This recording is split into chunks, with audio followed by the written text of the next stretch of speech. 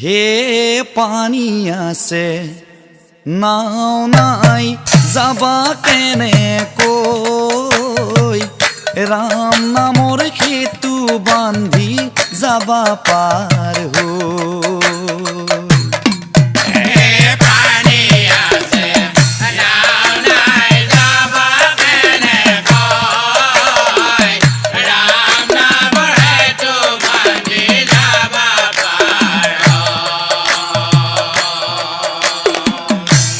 হৈ নামৰ গছ জুপিৰ অবিনাশী ফল হৰি নামৰ গছ জুপিৰ অবিনাশী ফল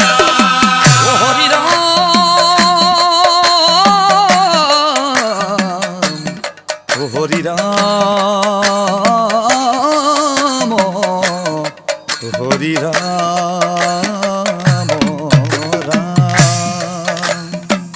হৰি নামৰ গছ জুপিৰ অবিনাশী ফল হৰি নাম গছ জুপিৰ অবিনাশী ফল সন্ত সাধুই পাৰি খাই পাপী নাযায় তল ৰাম নামৰ হেতু বান্ধি যাবা পাৰ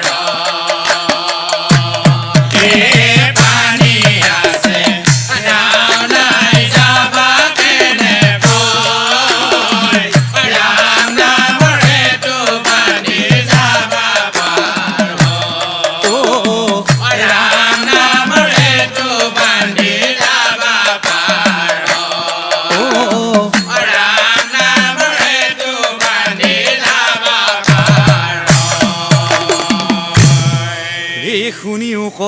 সভাসদ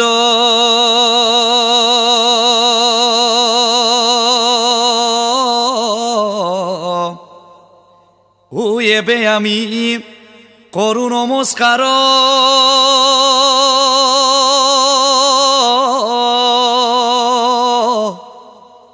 মহাভাৰতৰ পদয় আমি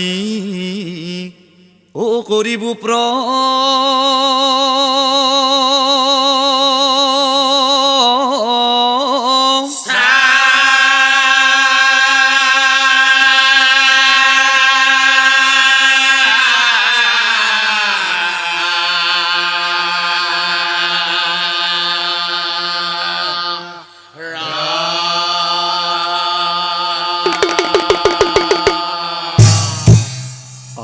একদিনা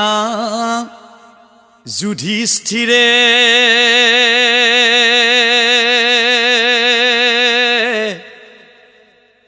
ৰাজন তেজপুৰে ভাতৃগণক কৈ মৰমেৰে কৃষ্ণ গৈলা বৈকুণ্ঠক শান্তি নাই মোৰ মনত ময়ো যাই ভূস্বৰ্গ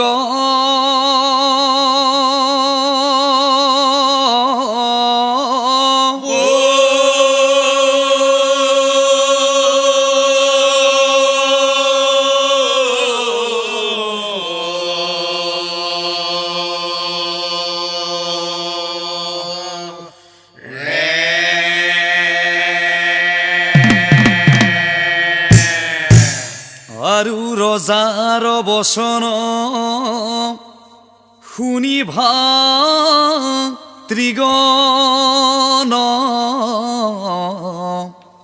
এই ধীৰে ধীৰে ৰজাক বুলিলা বচন শুনা শুনা দাদা তুমি তোমাৰ সংগী হৈ আমি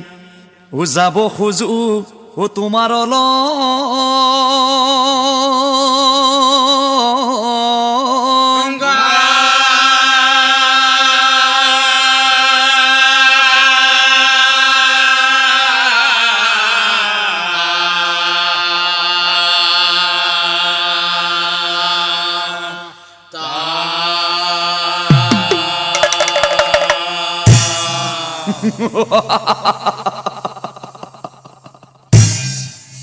আৰু ভাতৃগণৰ ত্যাগ দেখি ও যুধিষ্ঠিৰ হ'ল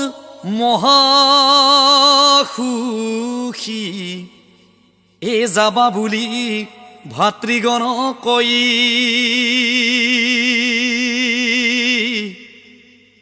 পিছদিনা যুধিষ্ঠিৰে এই ৰাজসভাৰ ভিতৰে পৰীক্ষিতক মাতি আনি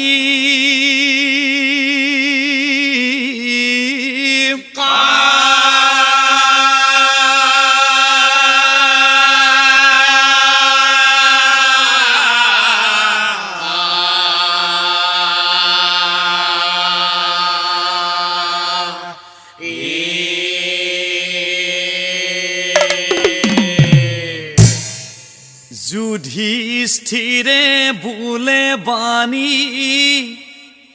পৰীক্ষিতক মাতি আনি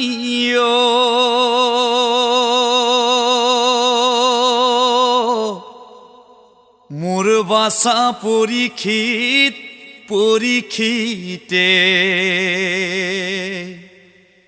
ও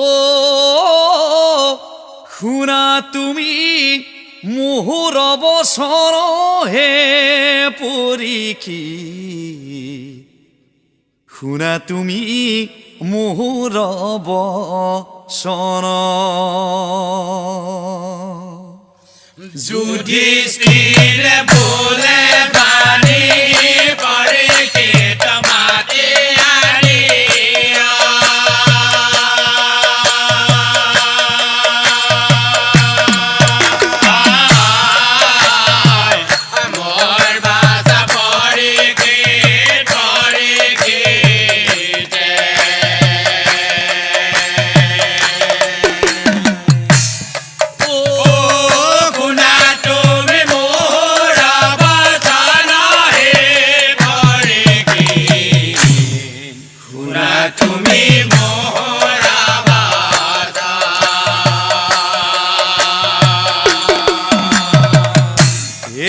হৰিয়ে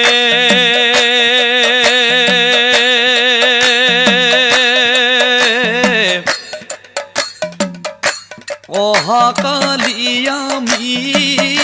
স্বৰ্গপুৰে যাইবুয়ে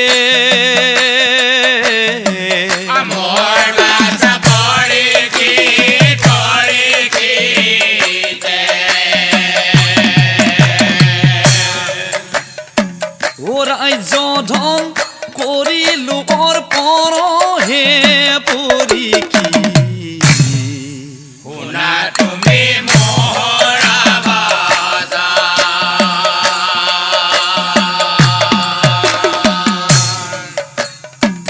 আৰু শুনাব পা পৰীক্ষিত, মোৰ জীৱনটোত মই যি দেখিলো বা মই যি বুজি পালো, সত্যৰ সদায় জয়, অধৰ্মৰ কিন্তু পৰাজয় বোপা। আৰু সেয়েহে স্বধৰ্ম নেৰিবা ভকতি কৰিবা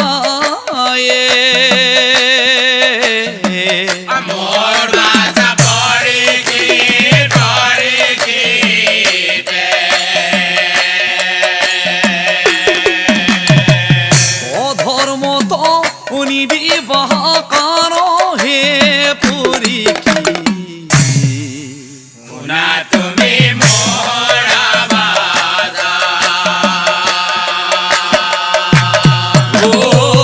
যুধিষ্ঠিৰে বোলে বাণী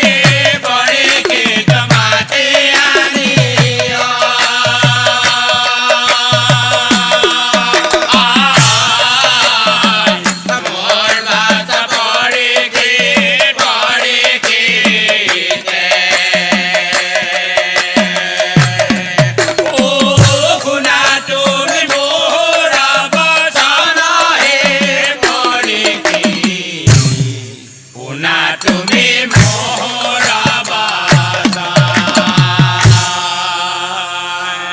তাৰ পাছত যুধিষ্ঠিৰে কি কৰিলে, এই ৰাজদণ্ড হাতে দিয়া মুকুট পিন্ধা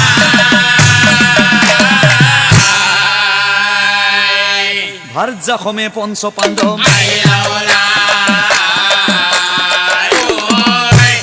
ভাৰ্যাসমে পঞ্চ পাণ্ডৱ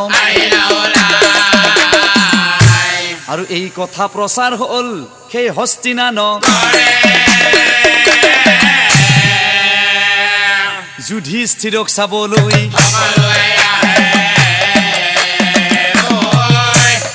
যুধিষ্ঠিৰক চাবলৈ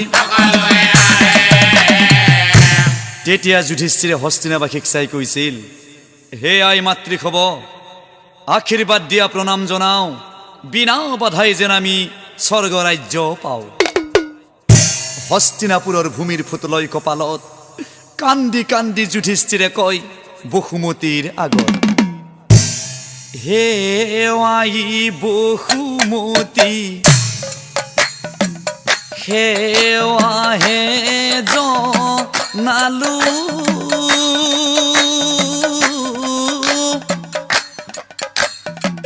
তোমাক এৰি আই মই যাবলৈ ওলালো যাবলৈ ওলালো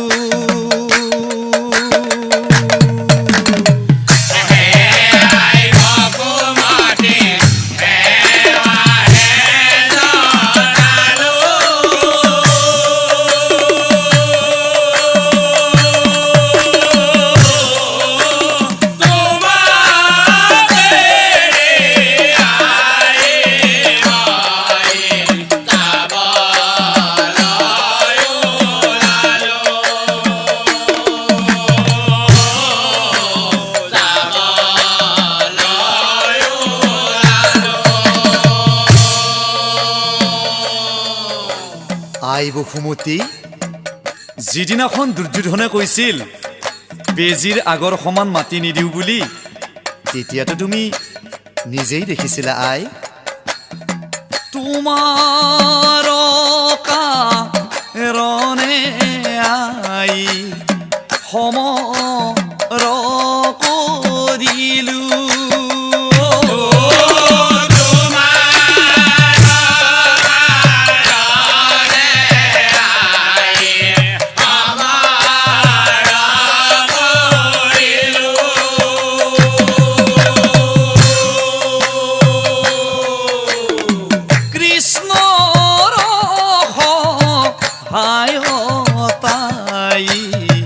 উদ্ধাৰ কৰিলো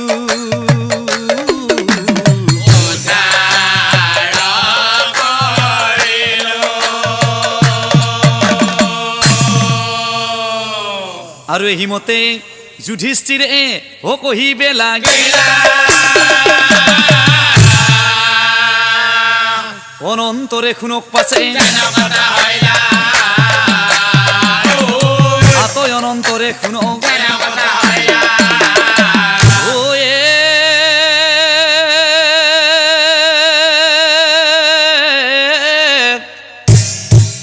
ও তাৰ পাছত পঞ্চ পাণ্ডৱ ৰৈ নাথাকিলা,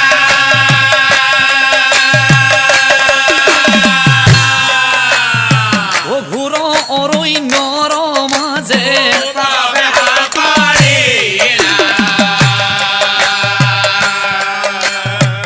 ঘোৰ অৰণ্যৰ মাজে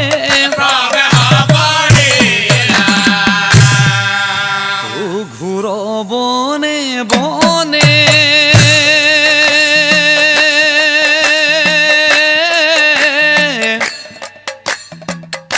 পাণ্ডুৰ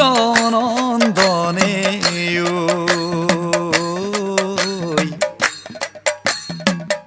দ্ৰৌপদী কসংগে লৈ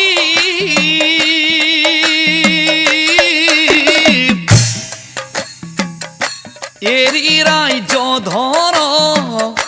ভাবি নাৰায়ণ আছে বনে বনে যাই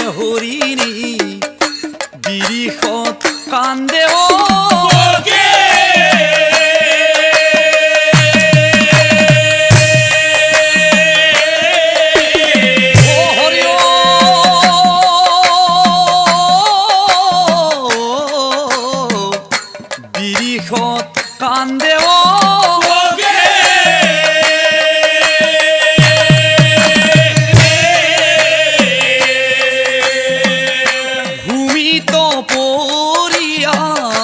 কান্দে পৰীক্ষিতে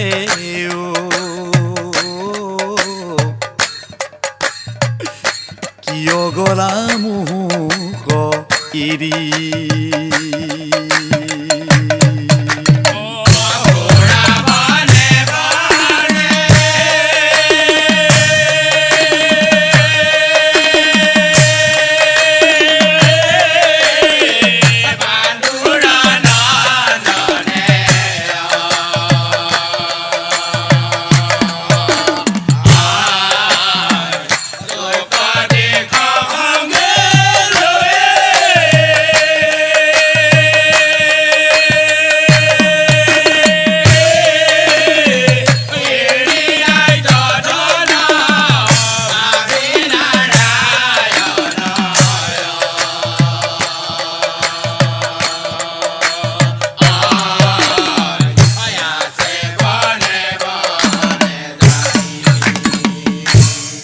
হিমতে ও পঞ্চ পাণ্ডৱ ও গমন কৰিলা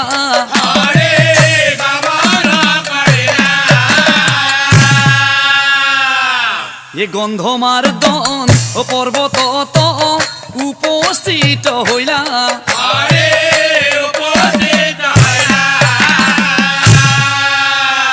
কৃষ্ণক ভাবি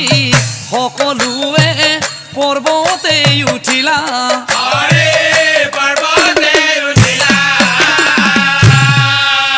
এই গন্ধমাৰ্দন ও পৰ্বত হবে পাৰ হৈ গইলা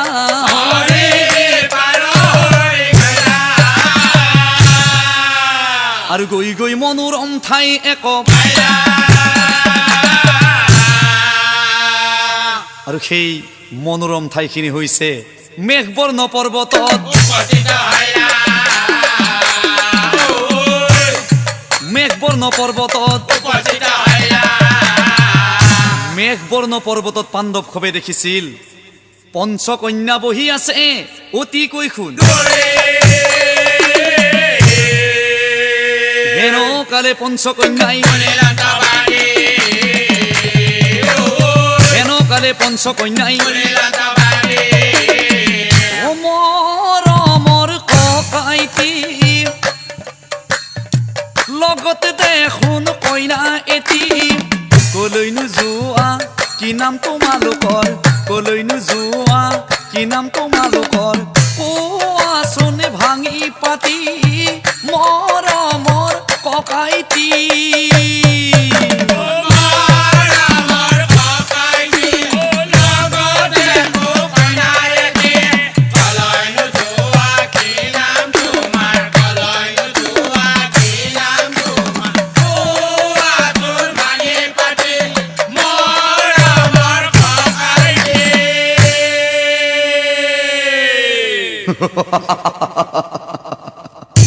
ও আমাৰ নাম খুঁজিছা মোৰ নাম যুধিষ্ঠিৰ মোৰ নাম ভীম মোৰ নাম অৰ্জুন আৰু মোৰ নাম হৈছে নকুল আৰু মোৰ নাম হৈছে সহদেৱ বাহ ইমান ধুনীয়া নাম এ কইনা হবে বোলে আমি কথা এটা কওঁ বিয়া হৈ তোমালোকৰ লগত আমি যাওঁ এৰা মনুষ্য কুমাৰ সকল কোৱাচোন এতিয়ালৈকে আমি এই মেঘবৰ্ণ পৰ্বতত মনুষ্য দেখা পোৱা নাছিলোঁ আৰু তোমালোকক দেখাৰ লগে লগে আমাৰ কিন্তু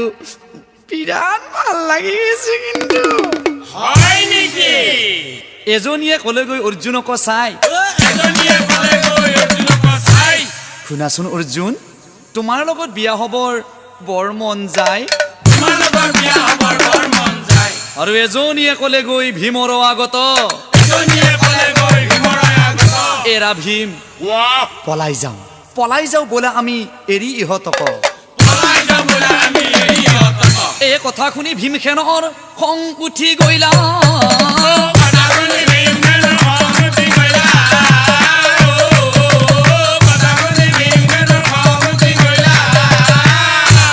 যুধিষ্ঠিৰক চাই পাছে কহিবে লাগিলা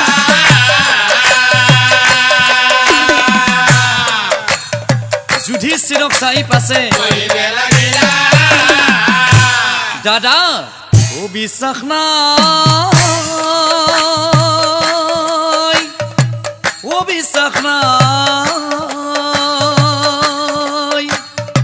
ও বিশ্বাস নাই নারীর বিশ্বাস নাই ও সত্য কৰি কলো দাদা ও নাৰীৰ বিশ্বাস নাই ও নাৰীৰ বিশ্বাস নাই অবিশনা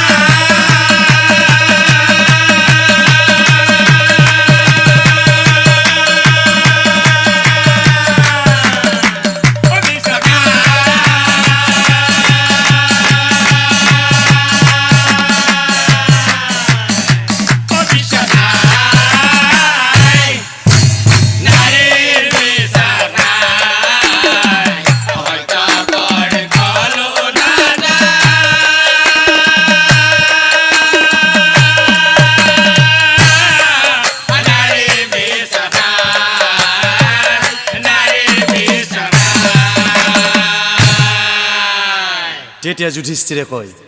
হে আই মাতৃসকল আচলতে আছিলো ৰজা মই হস্তিনানগৰে এই ভাই ভাৰ্যা সবাকলৈ আহিছো স্বৰ্গপুৰে কুন্তি যেনেকুৱা আই তোমালোকো তেনেকুৱা সেয়ে আশীৰ্বাদ দিয়া প্ৰণাম জনাও বিনা বাধাই যেন আমি স্বৰ্গৰাজ্য পাওঁ তেতিয়া পঞ্চকন্যাই কৈছিল এ বনিহঁত ইমান ধুনু ধুনু লগা ল'ৰাকেইটাই আমাক দেখোন আই বুলি মাতছে আই বুলি মাতছে এই কথা শুনি পঞ্চকন্যাই কান্দি বেলা প্ৰণাম জনাই পঞ্চ পাণ্ডৱ বিদায় মাগিলা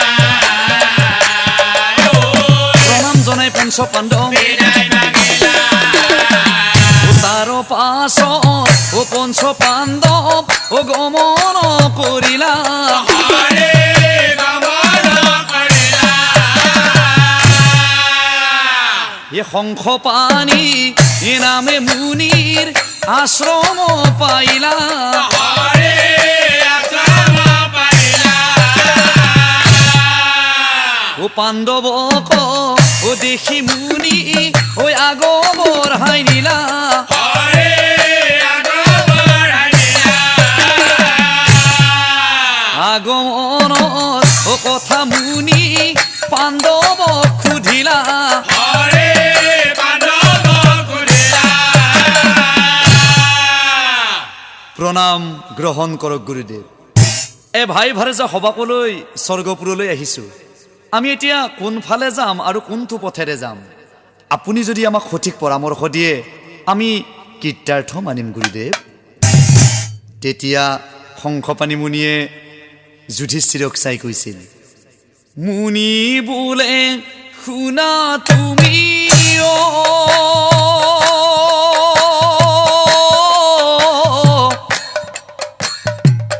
ধৰ্ম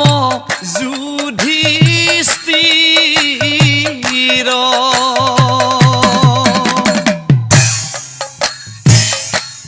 ও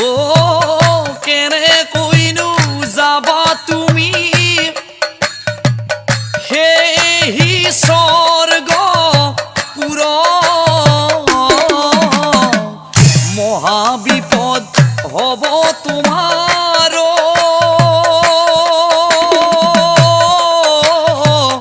গলে এই পথ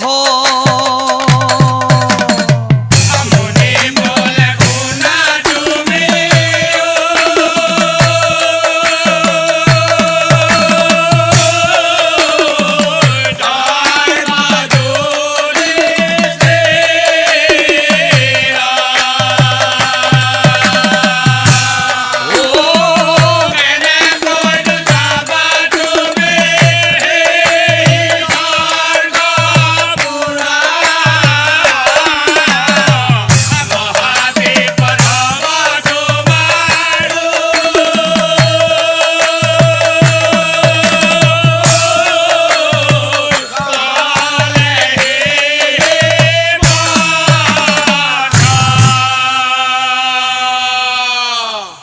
কিয় কৈছো জানা ৰজা? কিয়? ভীষণ আনা মত আছে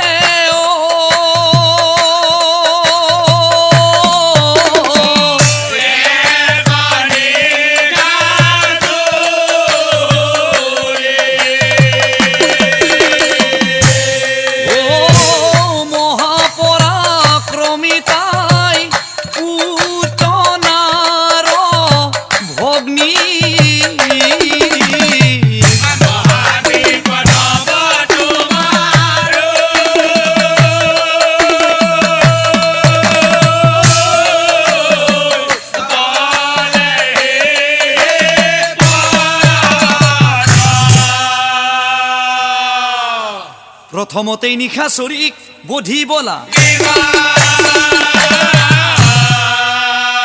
তেতিয়াহে স্বৰ্গযাত্ৰাৰ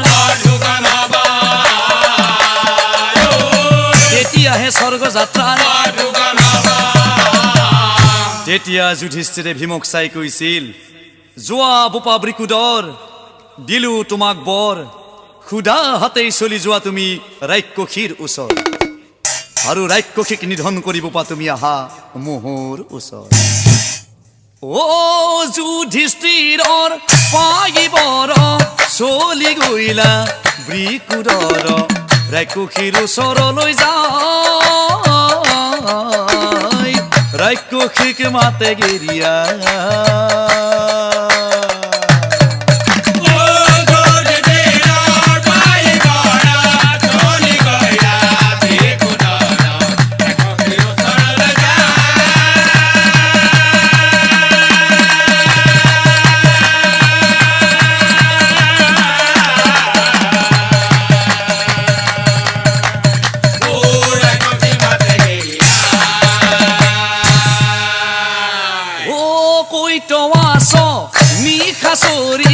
মোৰ হাতে যাবি মৰি, আজি তোৰ প্ৰথম জমৰ ঘৰ, আজি তোৰ নাহিকে নিষ্ঠা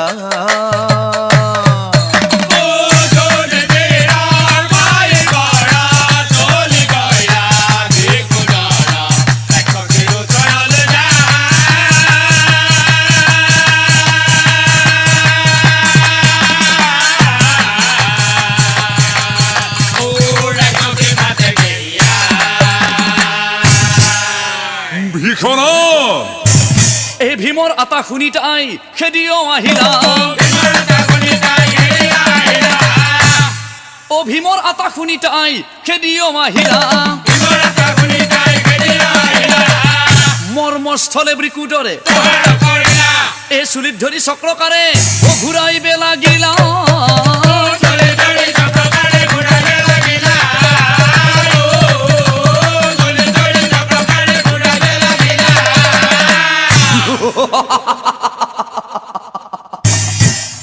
শূন্যতে নিশা চৰি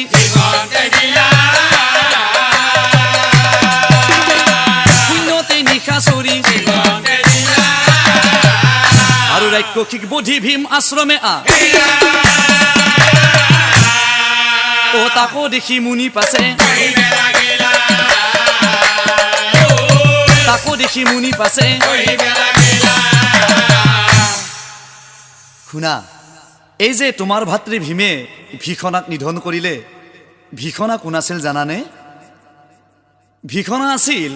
পূৰ্বৰ জনমত আছিল তাই চিত্ৰা নামে অপেশ্বৰী, কাশ্যপ মুনিৰ অভিশাপত ৰাক্ষসী হৈ জন্ম লৈছিল এই ঘোৰ অৰণ্যত। তাই পৰিত্ৰাণ বিচাৰিছিল, তাইক পৰিত্ৰাণৰ উপায় এইটোৱেই দিছিল, যিদিনাই পাণ্ডৱে এই অৰণ্যত প্ৰৱেশ কৰিব সেইদিনাহে তাইৰ মুকুতি হৈব। এ মুনিক প্ৰণাম কৰি খবে বিদায় মা,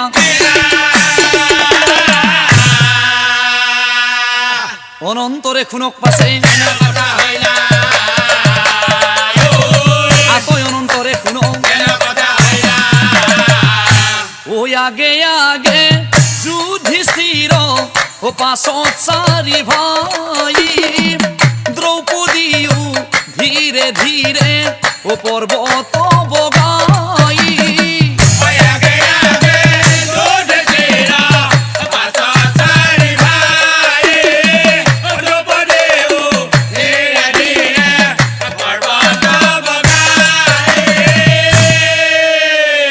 আৰু হিমতে কিছুদিন পাৰ হৈ হৰি পৰ্বতত গৈ হৰি পৰ্বতত গৈ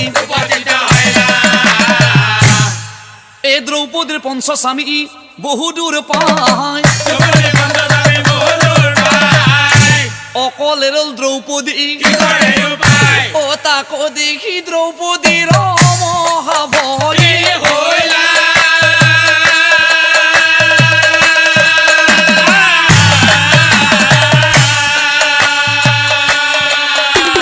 মহাভয়ে দ্ৰৌপদীয়ে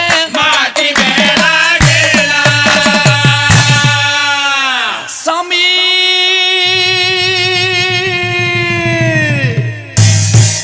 স্বামী হবে না যাবা মুখ এৰি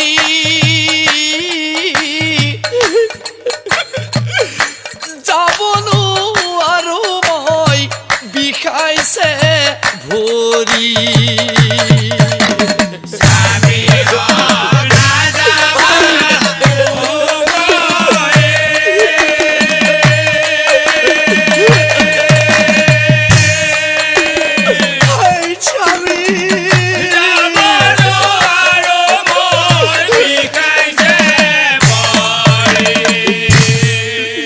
স্বামী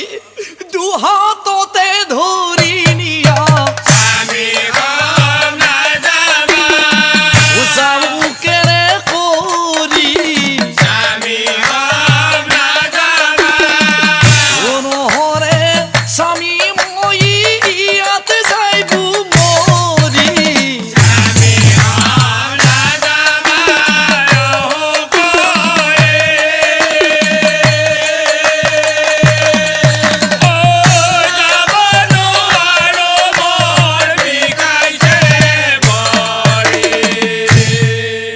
স্বামী স্বামী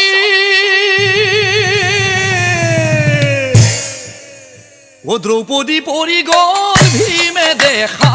পাইলা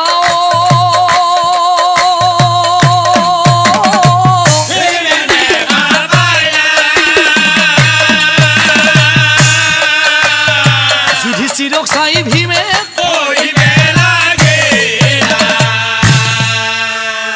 দাদা পতিব্ৰতা আছিল হেনো দ্ৰৌপদী সুন্দৰী কিন্তু দাদা স্বৰ্গ নাপাই কিয় দাদা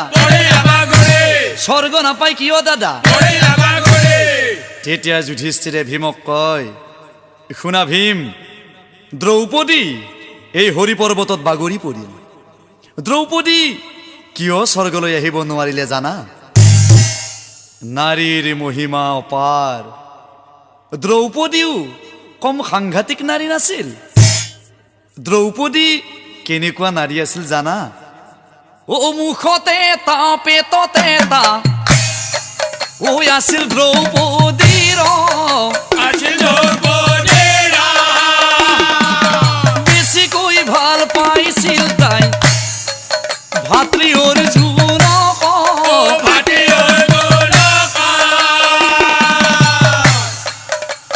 আৰু শুনাব পা ভীম মাতৃৰ বাক্যত দ্ৰৌপদীৰ আমি পঞ্চস্বামী হৈছিলোঁ কিন্তু দ্ৰৌপদীয়ে মনে মনে অৰ্জুনক বেছিকৈ ভাল পাইছিল ইমান স্বাৰ্থপৰ আছিল দ্ৰৌপদী সেয়েহে নাৰীবিলাক স্বাৰ্থপৰ হ'ব নালাগে নাৰীয়েই নহয় পৃথিৱীৰ কোনো মানুহেই স্বাৰ্থপৰ হ'ব নালাগে স্বাৰ্থ থকা মানুহে স্বৰ্গ নাপায় ও আহি থকা বৃকুদৰ পিছলৈ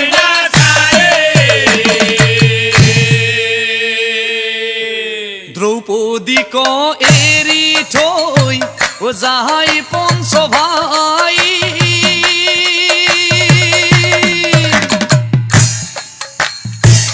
গিৰি পথে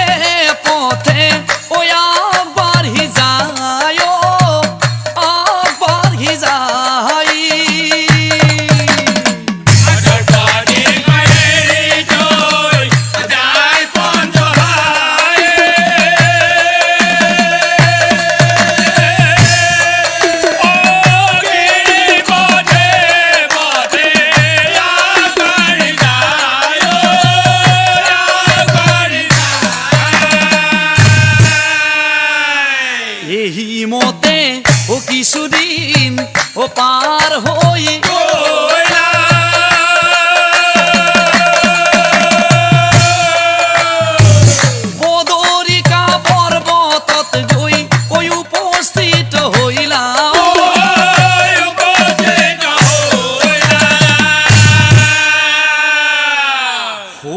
কাঢ়ি কাঢ়ি সহদেৱ ও ভাগৰি পৰিলা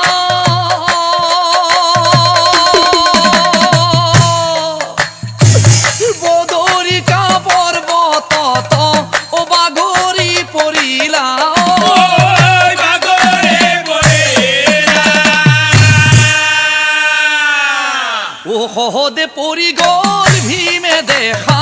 পাইলা ভীমে দেখা পাইলা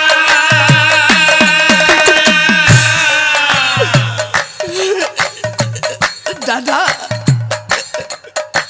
ও যুধিষ্ঠিৰক চাই ভীমে কইবে লাগিলা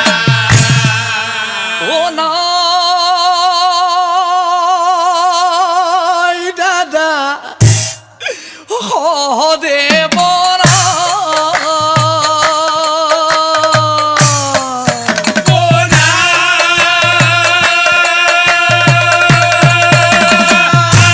আয়ানা হৰে বোনা ও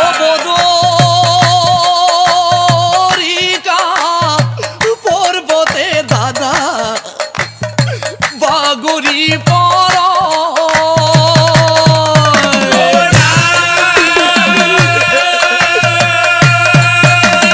আয়ানা হৰে বোনা ও কিয়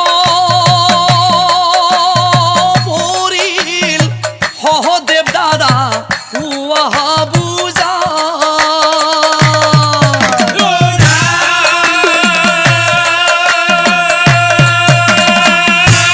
আয়ানা হৰে বোনা তেতিয়া যুধিষ্ঠিৰে ভীমক কয় ঐ আমাৰ বংশত শুনা বৃকুদৰ গুণী জ্ঞানী আছিল ভাতৃ সহদেৱ পণ্ডিত আছিল ভাতৃ সহদেৱ বৃকুদৰ শুনা কওঁ তোমাৰ আগত আমাৰ বংশত কোনা বিকুদৰ গুণী জ্ঞানী আছে ভাতে সহদেৱ পণ্ডিত আছিল ভাতে সহদেৱ শুনাব পা ভীম আমাৰ সহদেৱৰ এটা বৰ ডাঙৰ বিদ্যা আছিল ভৱিষ্যতৰ কথা জানে ভাতৃ সহদেৱে ভৱিষ্যতৰ কথা জানে ভাতে সহদেৱে সেই বিদ্যাৰ বাবে মনে দৰ্প কৰে বিদ্যাৰ বাবে মনে দৰ্প কৰে সেইকাৰণে বাগৰিয়া পৰে অকল সেই নহয় তুমি চাবা যতুগৃহদাহন শকুনিৰ কুটপাশা দ্ৰৌপদীৰ বস্ত্ৰহৰণ এই সকলোবিলাক কথা সহদেৱে আগতীয়াকৈ জানিছিল কিয়নো তাৰ এই বিদ্যাটো আছিল আৰু যিটো বিদ্যাৰ জৰিয়তে সহদেৱে ভৱিষ্যতৰ কথা গম পাই আছিল কিন্তু ইমানবোৰ জনাৰ পাছতো সহদেৱে কোনোদিন আমাক কোৱা নাছিল আৰু এই বিদ্যাক লৈ সহদেৱ খুব দৰ্প কৰি আছিল আৰু সেয়েহে ভীম মানুহে বিদ্যাক লৈ কেতিয়াও দৰ্প কৰিব নালাগে দৰ্প থকা মানুহে স্বৰ্গনা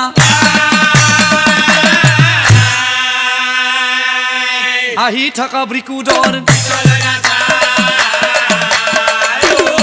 আহি থকা বৃকুদৰ সহদেৱক এৰি থৈ যাই চাৰি ভাই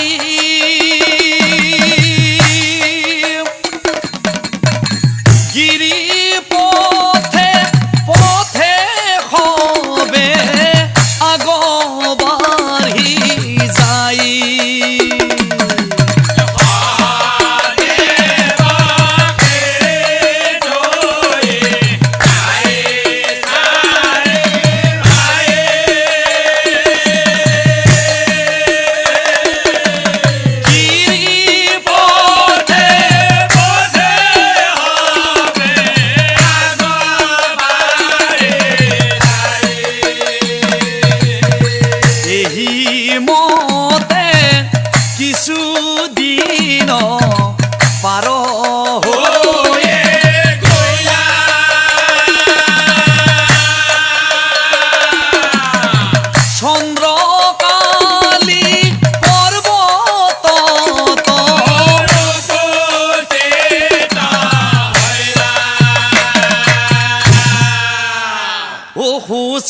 কাঢ়ি নকুল ভাগৰি কৰেলা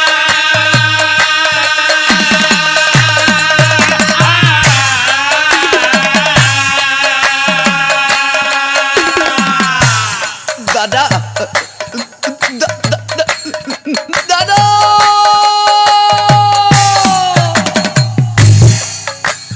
চন্দ্ৰকালী পৰ্বতত বাগৰি কৰেলা ও চন্দ্ৰকালী পৰ্বতত বাগৰি কৰেলা ও নকুলো মৰি গ'ল ভীমে দেখা পাইলা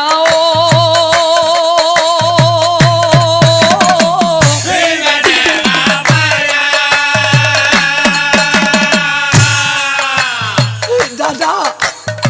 দাদা যুধিষ্ঠিৰক চাই ভীমে কৰিবে লাগিলা যুধিষ্ঠিৰক চাই ভীমে কৰিবে লাগিলা দাদা আমাৰ অতি মৰমৰ ভাতৃ নকুল আৰু নাই দাদা নকুল বাৰু কিয় স্বৰ্গলৈ আহিব নোৱাৰিলে কোৱা দাদা মোক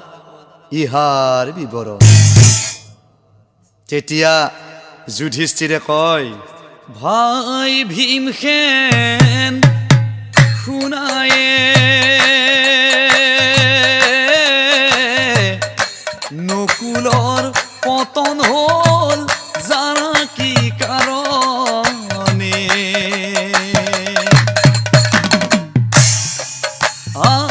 ৰূপক লৈ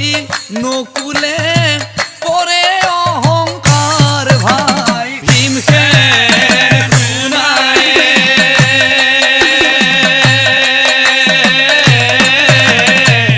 নকুলৰ পতন হ'ল জানা কি কাৰণে শুনা আমাৰ বংশৰ ভিতৰত অতিকৈ ৰূপৱান আছিল নকুল আৰু নকুলে সদায় নিজৰ ৰূপক লৈ খুব অহংকাৰী হৈ আছিল আৰু সেয়েহে বাপা ভীম মানুহে ৰূপক লৈ কেতিয়াও অহংকাৰ কৰিব নালাগে অহংকাৰী মানুহে স্বৰ্গ না আহি থকা বৃকুদৰ বিচাৰে নাথায় আহি থকা বৃকুদৰ বিচাৰে নাথায় তাৰ পাছত তিনি ভাতৃ ৰৈ নাথা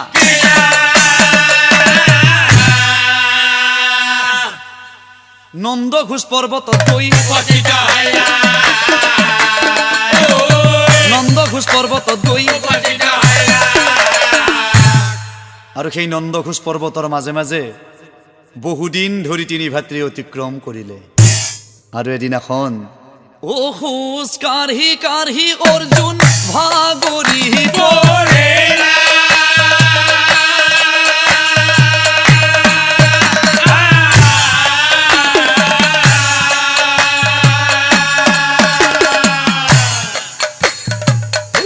দাদা মই বৰ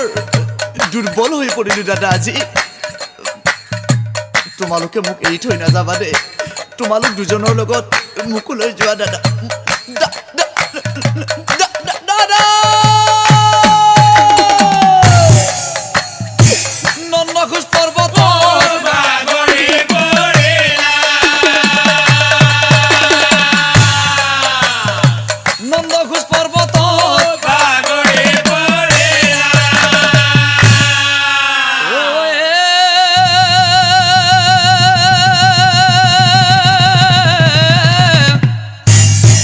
অৰ্জুন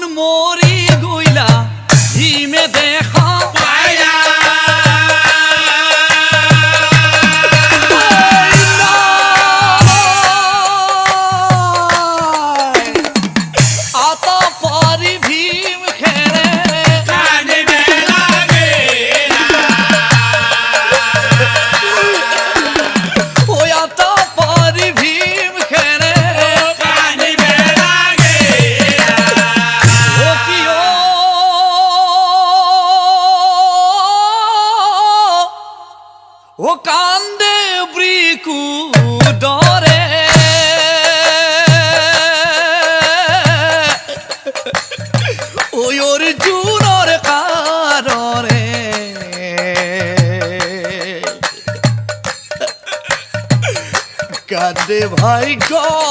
কধিয়াইও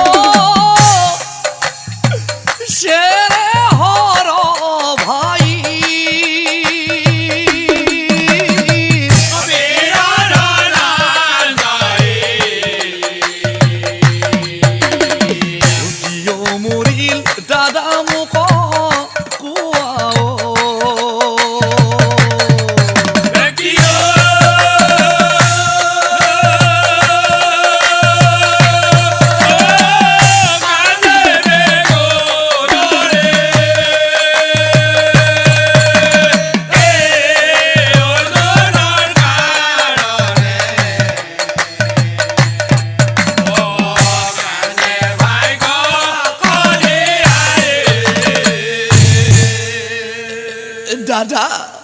দাদা আমাক প্ৰতিটো মুহূৰ্ততে ৰক্ষণাবেক্ষণা দি থকা অৰ্জুন আৰু নাই দাদা অৰ্জুন বাৰু কিয় স্বৰ্গলৈ আহিব নোৱাৰিলে কোৱা দাদা মোক ইহাৰ বিৱৰণ তেতিয়া যুধিষ্ঠিৰে কয় যুধিষ্ঠিৰে বোলে খুৰা বিৰবিকুদৰ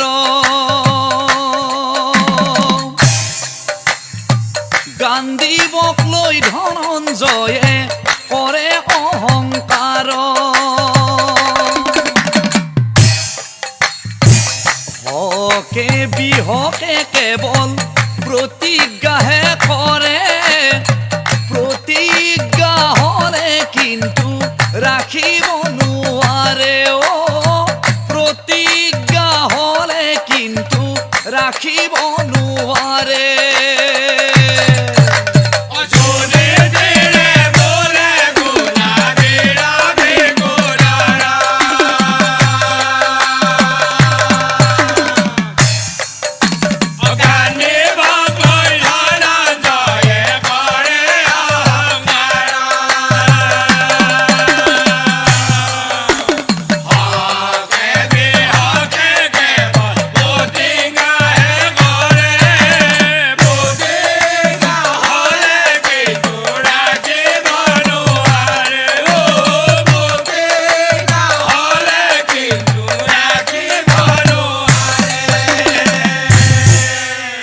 শুনা ভীম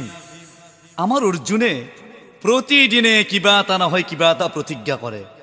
তাৰ পাছত কি হয় যদুপতি কৃষ্ণই আহি কৰয় উদ্ধাৰ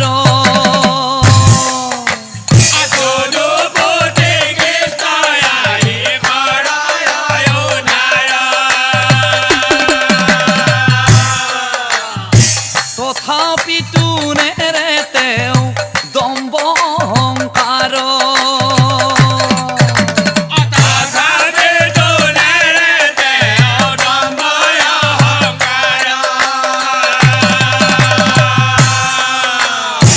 অকল সেই নহয় আমাৰ অৰ্জুনৰ আৰু এটা বৰ বেয়া স্বভাৱ আছিল তুমি চাবা ভীম আমাক প্ৰতিটো মুহূৰ্ততে প্ৰভু কৃষ্ণই সহায় কৰিছিল কিন্তু আমাৰ অৰ্জুন ইমানেই অকৃতজ্ঞ আছিল যে প্ৰভু কৃষ্ণ কোনোদিন স্বীকাৰ কৰি পোৱা নাছিল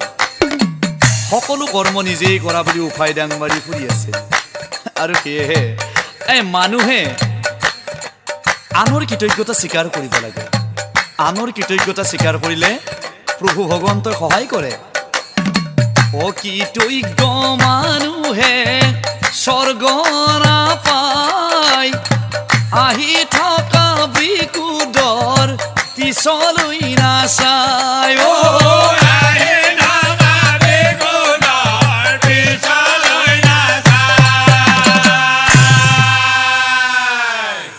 তাৰ পাছত দুই ভাতৃ ৰৈ নাথা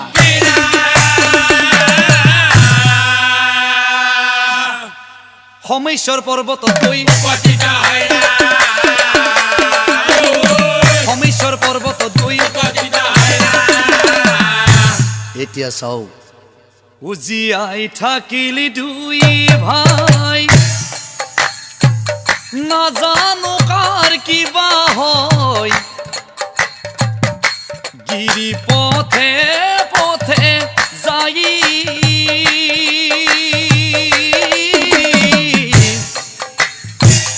ওখ পৰ্বত সমেশ্বৰ নাজানিলা বৃকুদৰ ভীমৰ গাত বল শক্তি নাই আজি আইতা কে লৈ ভাই নাজানো গৰিবা গিৰি পথে পথে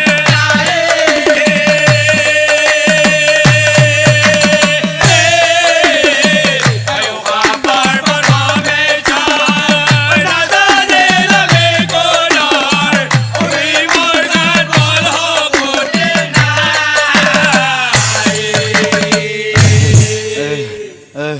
দাদা মই বৰ দুৰ্বল হৈ পৰিছো দাদা কিয় বাৰু শক্তি নাই শৰীৰত যাব নোৱাৰে ভৰিৰ বিষত ও তথাপিতো খুবে খুবে যায়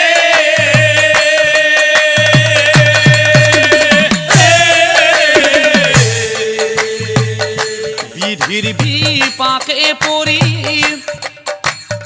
ও পিছল খাই ভীমৰ ভৰি বাগৰি তলত পৰাই আজি আইতা কে লৈ ভাই নাজানো গৰিবা গিৰি পথে পথে যায়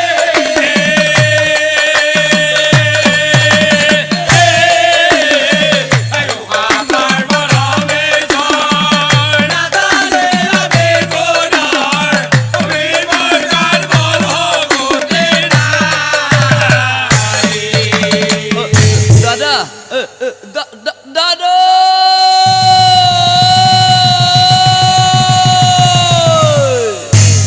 ও পৰিলো দাদা মই মৰি যা পৰিলো দাদা মই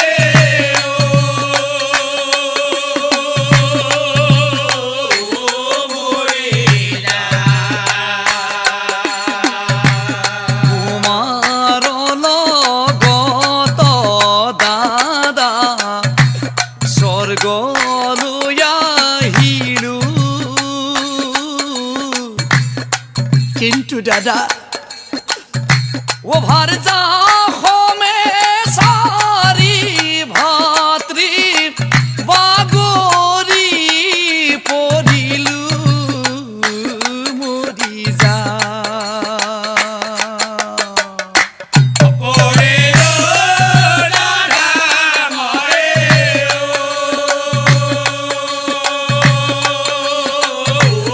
মৰিলা দাদা দাদা ও বাকীবোৰৰ কথা দাদা বুজি পালো মই ও মোৰ কিয় পতন হৈলা কহিও বুজাই মৰি যা পৰিলো দাদা মই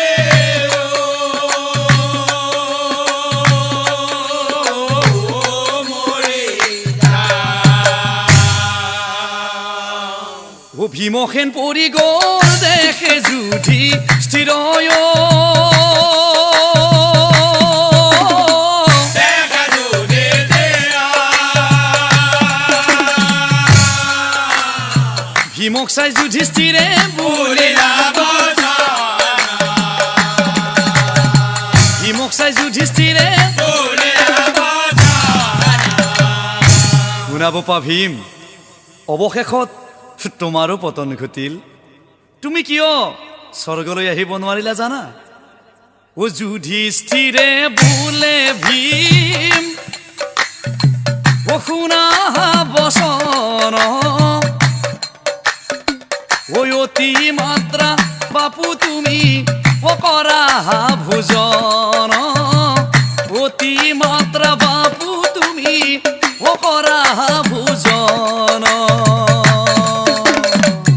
যুধিষ্ঠিৰে বোলে ভীম শুনা বচন অতি মাত্ৰা বাপু তুমি কৰা ভোজন অতি মাত্ৰা বাপু তুমি কৰা ভোজন ও তোমাৰ লগত সদায় থাকো আমি চাৰি ভাই ও তোমাৰ লগত সদায় থাকো আমি চাৰি ভাই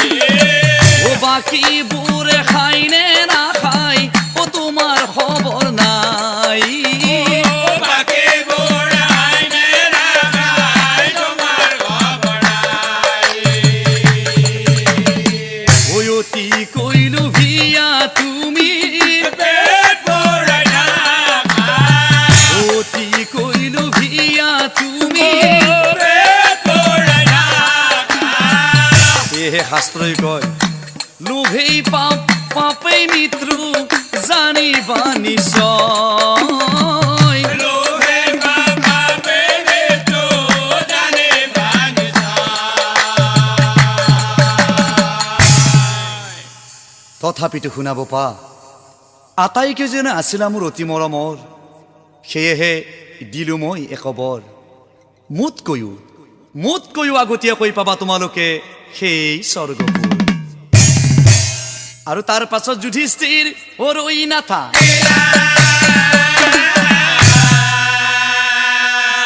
অকলশৰে যুধিষ্ঠিৰে মন পৰিলা অকলশৰে যুধিষ্ঠিৰে মন পৰিলা অকলশৰে যুধিষ্ঠিৰে ঐ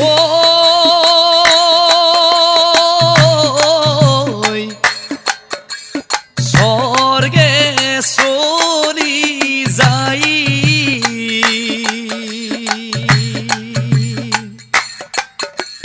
কিছু দূৰত কুকুৰে কয় দেখিবা পাই অকলশৰে যুধিষ্ঠিৰে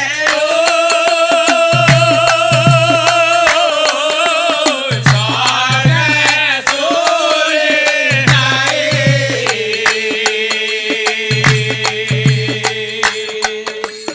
কিছু দূৰত কুকুৰে কয়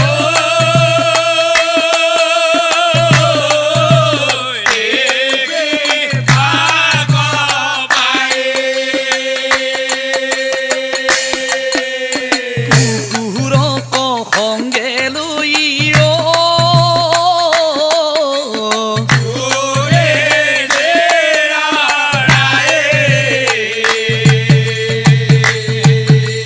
হেনকালে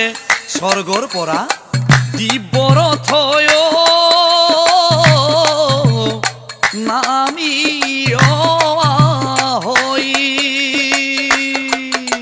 অকলশৰে যুধিষ্ঠিৰে স্বৰ্গে চলি যায় কিছু দূৰত কুকুৰে কয়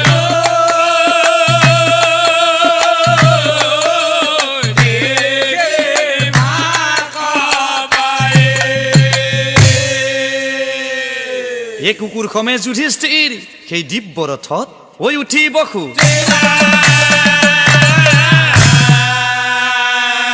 তেতিক্ষণে সাৰথিয়ে ৰজা কহিলা তাকো দেখি সাৰথিয়ে ৰজা কহিলা ৰবা ধৰ্মৰাই তোমাৰ সমান ধৰ্ম নাই এই ত্ৰিভুৱন সু শৰীৰে আহিব পাৰিছা তুমি এই স্বৰ্গপুৰ কিন্তু তুমি কি এটা বেয়া কৰ্ম কৰিছা এটা অস্পৃশ্য জীৱ কুকুৰক তুমি লগত লৈ আহিছা তেতিয়া যুধিষ্ঠিৰে কয় তেনেহলে শুনা সাৰথি ও যি স্বৰ্গত এই কুকুৰৰ বাবে ঠাই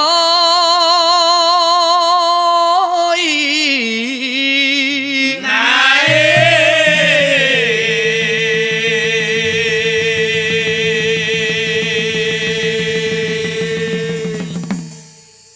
ও তেনে স্বৰ্গক যাবলৈ ও মোৰ ইচ্ছা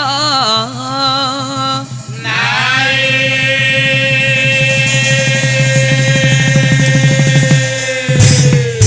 আৰু তেতিক্ষণে কুকুৰ গোট অন্তৰ্ধান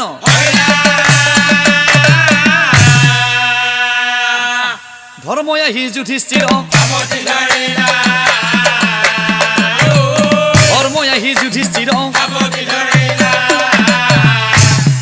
ধৰ্মৰ লগত যুধিষ্ঠিৰ স্বৰ্গপুৰ পালেগৈ আৰু স্বৰ্গত গৈ যুধিষ্ঠিৰে দেখা পালে এটা আচৰিত দৃশ্য সোণৰ সিংহাসনত বীৰদৰ্পে বহি আছিল ৰজা দুৰ্যোধন এই কি অসম্ভৱ অসম্ভৱ অসম্ভৱ অসম্ভৱ এই মতে যুধিষ্ঠিৰে ও কহি বেলা ও হেন কালে নারদ মুনি উপস্থিত হইলা হেন কালে নারদ মুনি উপস্থিত হইলা তেতিয়া নারদ মুনিক চাই যুধিষ্ঠিৰে কৈছিল হে গুৰুদেৱ আপুনিতো জানে মোৰ ভাতৃ মোৰ ভাৰ্যাটো ইমান পাপিষ্ঠ নাছিল যাৰ বাবে মই সিহঁতক সামান্য দুখতেই গিৰি পথে পথে হেৰুৱাই আহিব লগা হ'ল কিন্তু আপুনিতো এইটো জানে গুৰুদেৱ এই মহাপাপী অহংকাৰী অত্যাচাৰী ভ্ৰষ্টাচাৰী এই দুৰ্যোধনে ইমান পাপ কাম কৰাৰ পাছতো কেনেকৈ বাৰু স্বৰ্গ পালে আহি তেতিয়া নাৰদে কয় শুনা ধৰ্মৰাই এই দুৰ্যোধনেই হৈছে কলি তোমালোক আহিলা দাপৰ যুগৰ অৱসান ঘটিল এতিয়া কলিয়ে গৈ পৃথিৱীতে বাহ ল'বগৈ কলিৰ যুগৰ মানুহক এই মহাপাপী অহংকাৰী ভ্ৰষ্টাচাৰী দুৰ্যোধনে শাসন কৰিব কলিৰ যুগৰ মানুহবিলাক দুৰ্যোধনৰ তলতীয়া হৈ পৰিচালিত হৈ থাকিব তেতিয়া যুধিষ্ঠিৰে ক'লে তেনেহ'লে গুৰুদেৱ কলিৰ যুগৰ মানুহবিলাকৰনো পৰিত্ৰাণৰ উপায় কি হ'ব তেতিয়া নাৰদে ক'লে নাৰায়ণ নাৰায়ণ নাৰায়ণ এই কথা মই তোমাক পিছত কম হে ধৰ্মৰাই তুমি ইমান দিনৰ মূৰত আহি স্বৰ্গ পালাহি তুমি গিৰি পথে পথে তোমাৰ ভাতৃ ভাৰ্যা সবাকো হেৰুৱাই থৈ আহিছা সিহঁতলে তোমাৰ এবাৰো মনত পৰা নাই পৰিছে গুৰুদেৱ তুমি তোমাৰ ভাতৃসকলক চাবা চাম গুৰুদেৱ তুমি তোমাৰ মৰমৰ ভাৰ্যা দ্ৰৌপদীক চাবা চাম গুৰুদেৱ ঠিক আছে ও নাৰদে বুলন্ত শুনা ধৰ্ম যুধিষ্ঠিৰ তোমাৰ ভাতৃ হব আছে নৰক কুণ্ডত চোৱা যদি বোলা যাও মোহৰৰ গত চোৱা যদি বোলা যাও মোহৰৰ গত নাৰদে বুলন্ত গুণা ধৰ্ম যুধিষ্ঠিৰ তোমাৰ ভাতৃ হব আছে নৰক কুণ্ডত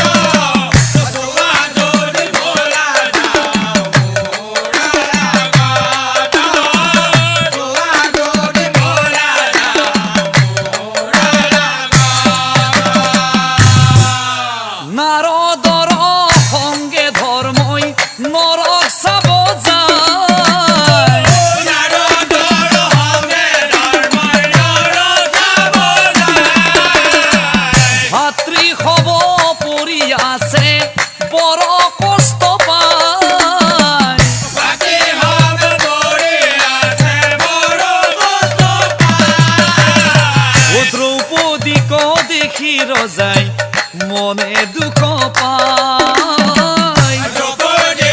দেখি ৰাজাই মনে দুঃখ পায়। তেতিয়া যুধিষ্ঠিৰে নাৰদক প্ৰশ্ন কৰিছিল, হে দেৱৰ্ষি, মোৰ ভাতৃসকল, মোৰ ভাৰ্যা দ্ৰৌপদী ইমান পাপিষ্ঠ নাছিল, যাৰ বাবে ইহঁতে এতিয়া যে নৰক যন্ত্ৰণা পাইছে কিয় বাৰু গুৰুদেৱ?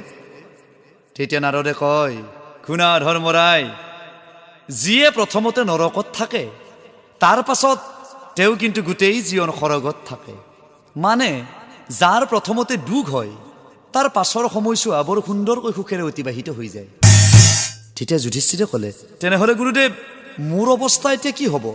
মোৰ ভাতৃসকল এতিয়া নৰকত আছে, ইয়াৰ পাছত সিহঁতে সৰগত থাকিবগৈ, মোৰ অৱস্থা কি হ'ব গুৰুদেৱ? তেতিয়া নাৰদে কয়, শুনা ধৰ্মৰাই, তুমিও এদিন এটা মহাপাপ কৰিছিলা। কুৰুক্ষেত্ৰৰ যুদ্ধত তুমি অস্বস্থমা হত কিন্তু ইতি গজ বুলি এটি মহাপাপ কৰিছিলা, আৰু সেই পাপৰ ফলতেই তুমি আজি গোটেই দিনটো মোৰ লগত নৰকতেই কটাই দিলা, তুমি গমেই নাপালা। এই কথা শুনি যুধিষ্ঠিৰে বিস্ময়মা নাৰদক প্ৰণাম কৰি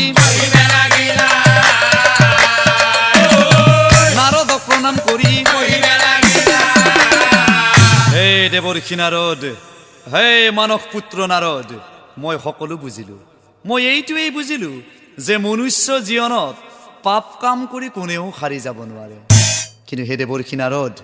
মই বৰ উৎকণ্ঠাত আছো হে। খন্তেক আগতে আপুনি যে কৈছিল যে কলিৰ যুগৰ মানুহক দুৰ্যোধনে শাসন কৰিব, দুৰ্যোধনৰ তলতীয়া হৈ কলিৰ যুগৰ মানুহবিলাক থাকিব লাগিব, তেনেহ'লে গুৰুদেৱ এই কলিৰ যুগৰ মানুহবিলাকৰ পৰিত্ৰাণৰ উপায়নো কি হ'ব? তেতিয়া নাৰদে ক'লে, শুনা ধৰ্মৰাই, কলিৰ যুগৰ মানুহবিলাকৰ পৰিত্ৰাণৰ ঔষধটো হৈছে ও হৰিৰ নাম বিনে গতি নাই, হৰিৰ নাম বিনে গতি নাই, হৰিৰ নাম বিনে গতি নাই। হরি নাম বিনে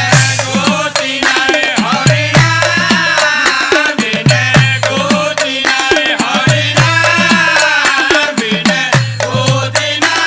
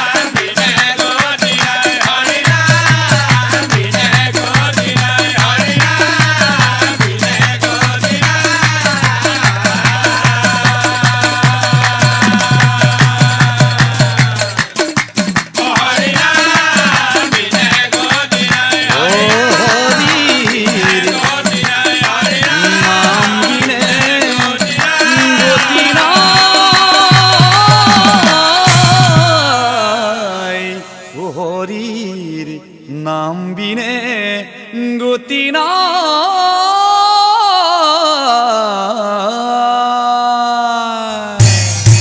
ও দয়াময় দয়াময় দয়াময় দয়াময়